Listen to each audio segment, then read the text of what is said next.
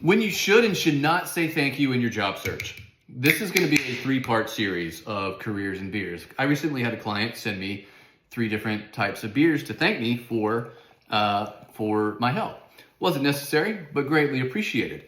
But it reminded me that oftentimes we overthink people in our job search, and we also underthink them in our job search.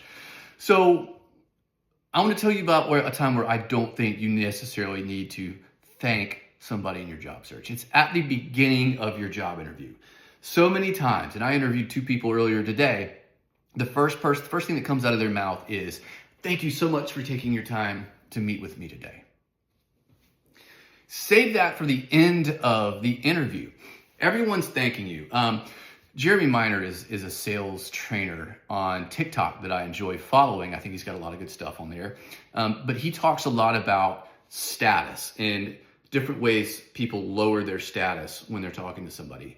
And at the beginning of an interview, when you're overly showering with thanks, and then you do it again at the end, I feel like it lowers your status a little bit. So instead of thanking them at the beginning of the interview, try something like this.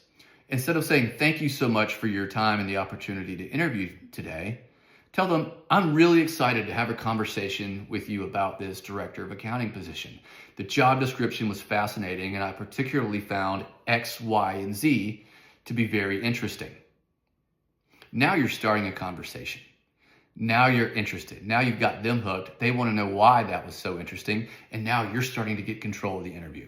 This might be the longest careers and beers I've ever done, but it's part 1 of a 3-part series. All right, I've got this Grimes Mill Hazy IPA from Salisbury Brewing Company. Let's give it a try.